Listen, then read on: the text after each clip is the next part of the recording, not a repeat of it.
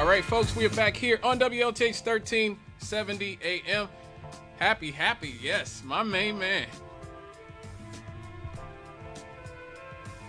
John Whitehead from McFadden and Whitehead. I love that song. Ain't No Stopping Us Now. Definitely one of the greatest songs of all time. It is 7:37 in the PM here on July the 12th, 2024. Yes, it is. And now I finally, we've done the happies. Now I finally get to get into this next story about Northwest Indiana's housing market. I'm not talking about Joe Biden anymore, folks. So you can, if you called to talk about that, I've already moved on. I did pretty much spent the entire first hour on that. You should have called then. Amid a housing shortage in Northwest Indiana and America in general, home values in Gary, Indiana, city I'm right now, have been soaring. People and investors have returned to the city of Gary. Obviously, you guys know about the history of deindustrialization, depopulation, drugs, crime, and blight and white flight over the past 50 or 60 years. We know that Gary has been historically plagued by disinvestment, pollution, and perception problems. It was the murder capital of the United States for several years in the 1990s, before our population shrank so much that it did not even qualify for the distinction. At one point, this city was home to 10,000 abandoned buildings after more than half of the population had left town. Regularly being the subject of YouTube videos like America's Most Miserable City and Gary, Indiana, the scary end of the American dream, and why Gary, Indiana will become a ghost town. I think I've seen a few of those videos. I actually saw America's Most Miserable City. Peter Santangelo, I think is his name. I think he tried to be as even-handed as he could be. He talked to many people. I know a lot of y'all were upset about the video. I thought he was as even-handed. I thought the title was very much a sensationalist title. But if you actually watch the video himself, he talked to a lot of the citizens and let them speak for themselves about what they think about the city of Gary and whether it's actually America's most miserable city. Gary even launched the Dollar Home program in 2013 to try to get more people moving into these abandoned houses and to try to stabilize the population, which now is probably under 70,000. So now Hammond is Northwest Indiana's most popular city, but as I told you guys 3 years ago, I believe it was 2020, me and the Rev were here. I told you guys that Northwest Indiana's housing market, particularly city of Gary, was going to heat up. I told you specifically, do not sell your home. Do not let them take your home.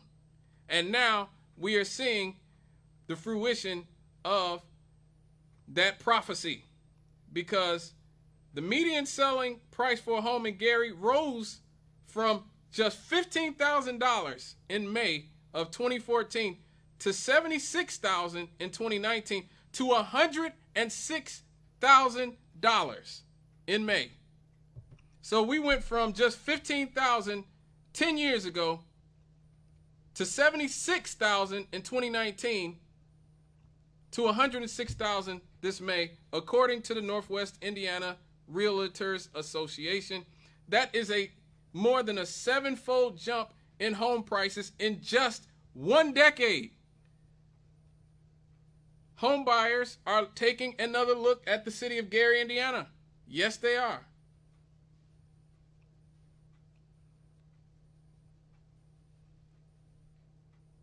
The Gary housing market is definitely experiencing a resurgence. So affordable properties are now being snapped up very quickly in tax sales in places like Miller and Etna. Now, this is good news because the more people who buy homes in Gary, the more tax revenue it will generate, especially since we're getting our schools back, and the safer and more stable neighborhoods will become, and the more the demand will increase, it will begin to feed on itself. This is why I was telling you guys, don't sell your home. They've been trying to take y'all home for years. They wanted to run y'all out. That's what it was. That's why they let it get to this point. They wanted to run you out so that you wouldn't get to enjoy this. Now, a big part of Gary getting a second look from a lot of home buyers is because there is a nationwide shortage of housing. And that's not going to change anytime soon. So a lot of people want to, a lot of people are trying to buy homes and can't afford to because, as I covered also, you have people like BlackRock and Vanguard and these bankers who are buying up all the private home stock. People are seeing the value that you have in old homes. And there are rising prices, rising housing prices, and a lack of new homes being built. And so a lot of people are just choosing to work with what they got, and that is a benefit for every homeowner here in the city of Gary. Okay? And it's not just Gary, folks. It is not just Gary. It is this entire region. Northwest Indiana. Highland was ranked 6th on Realtor.com's 23 rankings of the hottest zip codes in America. Highland. Now, Realtor.com says that the hottest areas are those that have high demand from buyers and frequently purchased homes. Highland made the list because a majority of the listing views for properties came from within the Chicago metro area. We've seen this phenomenon for years where people from Chicago and the Chicago area have been colonizing us in not just the city of Gary, but in Northwest Indiana for many years. And I told you guys in 2020, I believe it was. Maybe it was no, it wasn't 2019 because this show started in 2020. So I told you guys, I think it was 2020, that this is exactly what was going to happen when you held on to your property and don't let these people take your houses from you. A lot of you just wanted to cut and run because you were sick of the politics in Gary. I get it. I get that you were sick of the crime and the poverty and sick of people, the amount of BS that a lot of you guys put up with. I get it. But as I said then, I'm saying now, they are trying to run you out. Especially those folks in Miller with the lakefront property and people on the lake with lakefront property in Hammond and other places. They want that land. And they did everything to run you people out. They let it bottom out so that you would get run out. And that is unfortunate, but it is the truth of how the housing market works and how the banksters do their business, which is why it would be great if we had an FDR type president who would actually put the bankers in check, as opposed to being a sycophant for bankers like the last 5 or 6 presidents that we've had. But it's not just Gary and Highland. Hammond home prices have soared by 82%. You heard that right. Hammond home prices have soared by 82% over the last 5 years as the city has become a destination for starter homes. So Hammond was in a very similar spot to Gary in that people were fleeing the city. They had to close Clark and Gavitt high schools. I know that had to hurt because I know some people who loved them some Gavitt. Oh my God.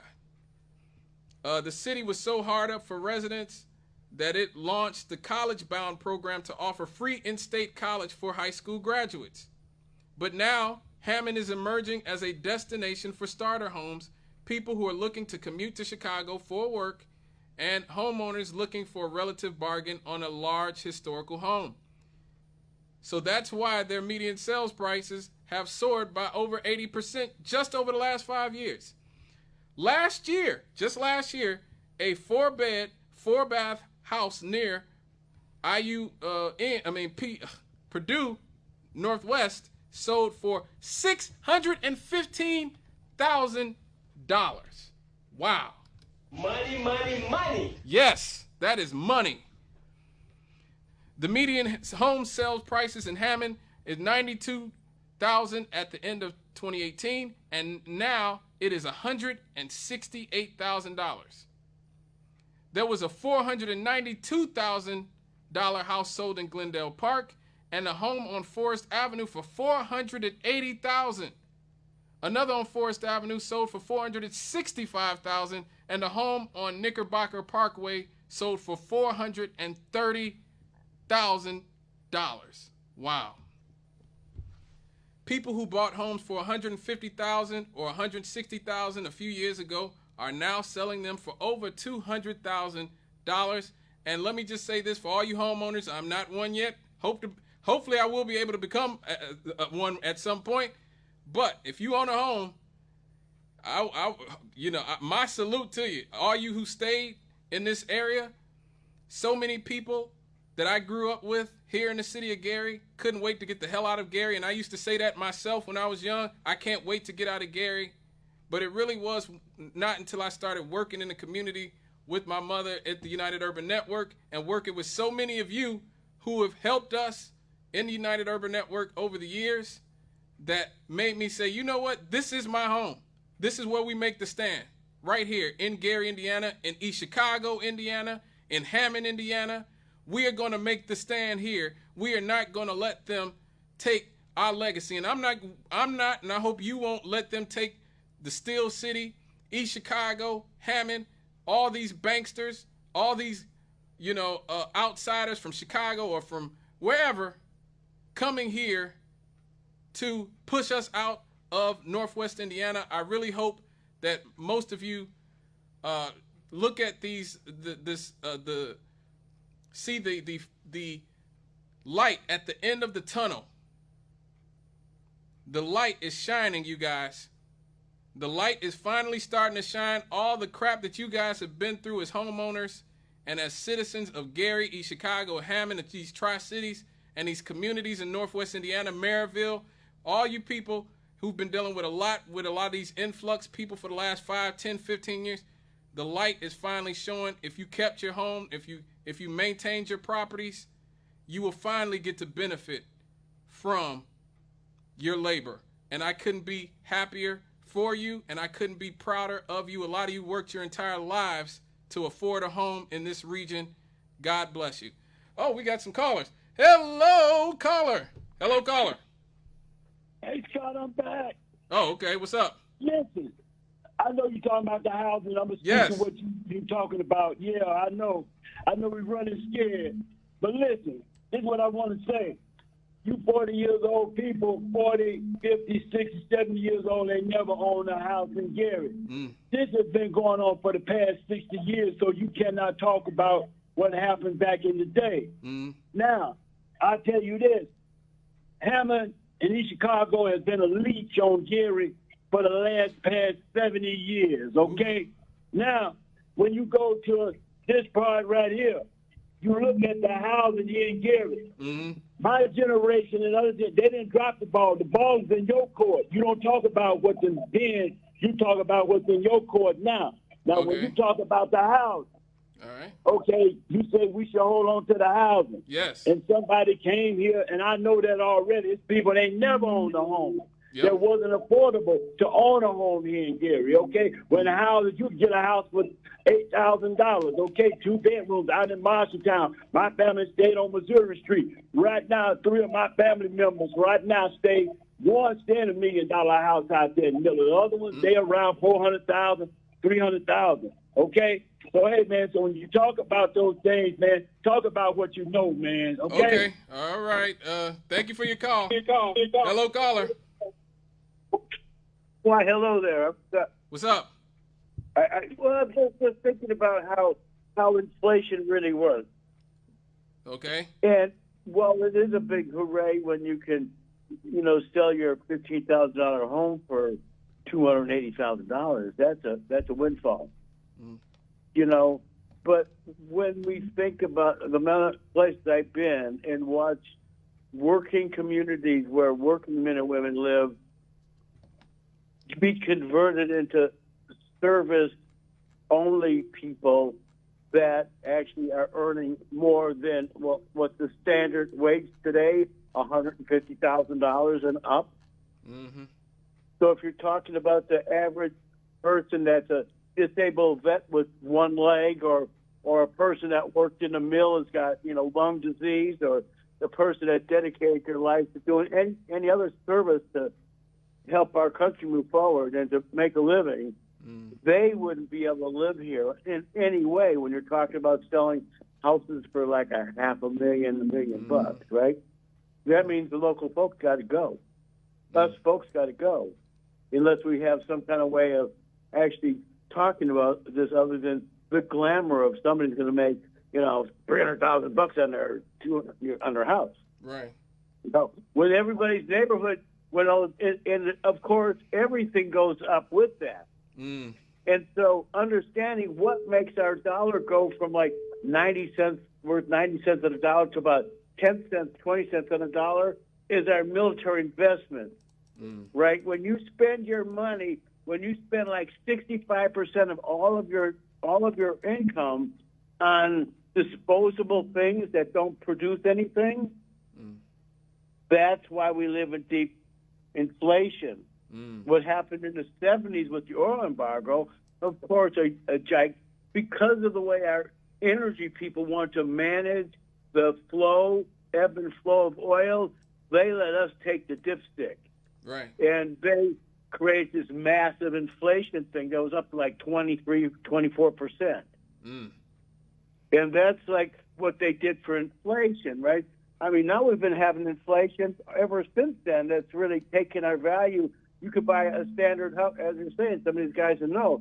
You buy a nice home for like $18,000. Right. That's now worth $500,000. And it's worth $500,000 because of the way our Harvard guys have been playing monopoly with our economy. Yeah. I heard that. Thank you for your call, brother. Hey, Scott, thanks. It's all good.